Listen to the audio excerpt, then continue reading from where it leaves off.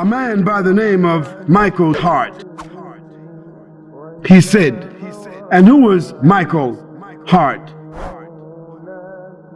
Michael Hart was a contemporary historian and mathematician, and he gathered other historians and biographers together. And they said, let us compile a list of the 100 most profound human beings in history. And to make a long story short, they made a category. They set up 32 different categories by which to compare and produce these 100 most great, profound human beings. And let me tell you what Michael Hart said. He said that Muhammad, sallallahu alayhi wasallam, he placed him at the head of his list. And those with him could not dispute it because categorically he earned that position. And Michael Hart said, I would have liked to choose Jesus Christ because I'm a Christian. But there were several categories that honestly I could not choose him because Jesus Christ was not a father. Muhammad, he was. Jesus Christ was not a husband. Muhammad, he was. Jesus Christ was not a statesman. Muhammad, he was. Jesus Christ was not a warrior. Muhammad, he was. And Jesus Christ was not a ruler. Muhammad, he was.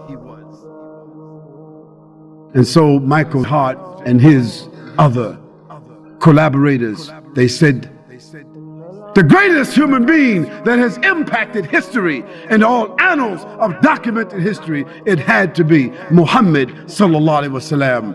And that statement you will find it in the archives of the Time magazine, of the New York Times, the magazine they put out. It's in their archives. You can read it. And in some of the bookstores here in Australia, other places, or you can go on the website and put in Michael Hart, and you will get a website. Put it into Google, and you'll get it, and you'll see the evidence there. But let me read to you what some others have said about Muhammad, the man, and his message.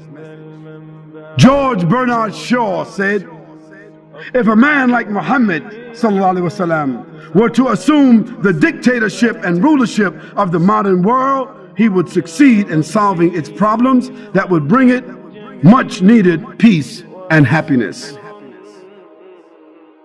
Michael Hart said, my choice is Muhammad.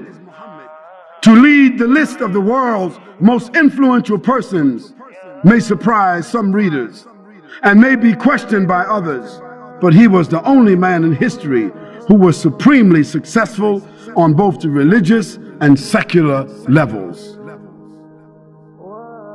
And Cassell's Weekly said, in little more than a year, he was actually the spiritual, nominal, and temporal ruler of Medina, with his hands on the lever that was to shake the world. Billions of Muslims all over the world throughout the last 1400 years have accepted the religious teachings of Muhammad sallallahu alaihi wasallam. And illiterate, often brought up in the harsh desert climate of Arabia, transformed a backward society into a great civilization. He was the only leader who realized his vision in his own life. He was born in Mecca as an orphan. He was raised in Mecca. He was driven out of Mecca. He was punished, had to flee. He was persecuted. His followers were killed. But Allah allowed him to come back 23 years later as a victor, as a conqueror. And when he came back, he gave everyone amnesty. he realized his vision. And after that, the Prophet ﷺ spread his message. He spread Islam throughout the peninsula of Arabia, so that Islam became established as a state, as a government. He was the ruler, but he was still eating and drinking and dressing the same way that he was doing as he was born and as he grew up. The Messenger of Allah, sallallahu alaihi wasallam, he was just and he was fair. He didn't give to his family. He didn't distribute to his friends. He didn't make judgment for those who he liked and made judgments against those he didn't like the kings, like the presidents, like the chairmen, like the rich people, like the judges of today, and like those who have done it throughout history. This was a man in this world, but always thinking about the hereafter, because Allah sent to him the ayah, Al-akhiratu khayrun wa abqa. The akhirah is better for you and for everyone else than what is present. His message was to call humanity to the worshiping of the Creator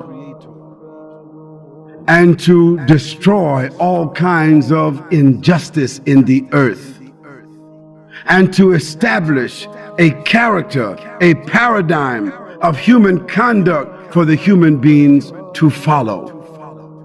If one reads the Quran, you will see on every page that message comes through on every single page.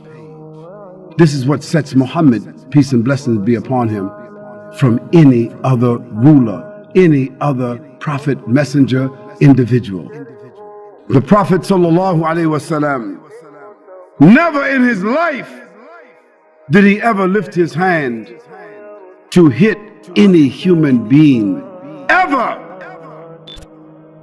Not a servant, not a wife, not a child, not a friend, nor an enemy, except when that enemy was opposing Allah and opposing the message. And when the companions of the Prophet sallallahu alaihi wasallam used to look for him on the battlefield, they said, Wallahi, we found him in the middle of the enemies, fighting. And they said, we used to seek the protection of his person. We used to hide behind the Prophet sallallahu alaihi wasallam on the battlefield.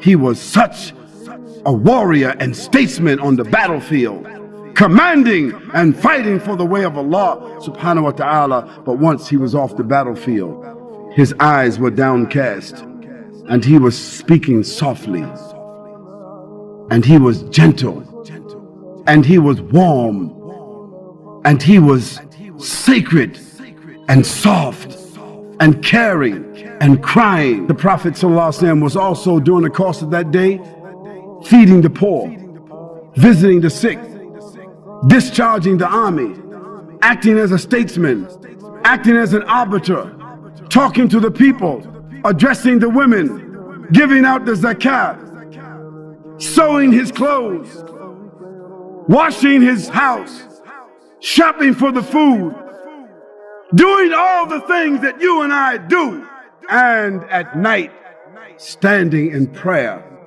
for 4 or 5 hours at a time,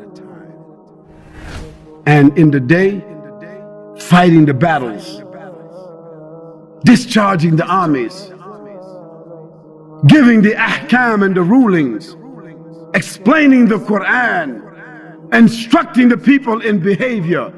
How could a man do all of that and stand 4 or 5 hours at night at one time?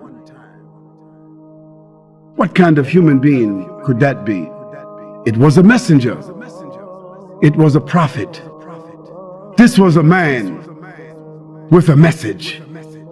O Muslims and non-Muslims, Muhammad, according to the Quran, he was a witness over the believers. He was no more than a messenger. He was a man dealing gently with all people. He was a great favor. He was sent with an irrefutable truth. He was that unlettered prophet. He was a mercy and a messenger. He was a mercy to mankind. He was a witness over the believers, and the believers a witness over mankind. He was a mercy to the world. He was the best example to follow. He was the last prophet of mankind. He was sent to all the mankind and the jinn. He was victorious over all systems, and he was created on an exalted standard. O Muslims and non-Muslims, there's not a person in the whole of history that can compare with Muhammad sallallahu alaihi wasallam. Not a Confucius, not Gautama Buddha, not Alexander the Great, not Bonaparte Napoleon, not Julius Caesar, nor Constantine, not Mahatma Gandhi, not King Richard or King Ferdinand, not Winston Churchill, not Charles Darwin, nor Deng Xiaoping, nor Karl Marx, not Albert Einstein, not Martin Luther or Martin Luther King Jr., not George Washington, not John F. Kennedy, and certainly not Bill Clinton, not Tony Blair, nor John Howard, nor George Bush Sr. or George Bush Jr. Not you, not me, not our parents, nor our grandparents, nor any of our ancestors can match this man Muhammad sallallahu alaihi wasallam. To the non-Muslims, I say to you, go home and read about Muhammad sallallahu alaihi wasallam tonight, if you dare. If you're not afraid of change, because if you read about Muhammad sallallahu alaihi wasallam with an open heart and an open mind, there's a chance that love for this man and respect for this man will come into your life, come into your heart, come into your mind, come into your family and your home, and you also may want to be a follower of Muhammad sallallahu alaihi wasallam. And if you should choose to do so, you will never elevate his name, you will never increase any blessings to his ummah, but you will benefit your own selves. And so we invite you to embrace, to understand, to respect that man Muhammad sallallahu alaihi wasallam and his message.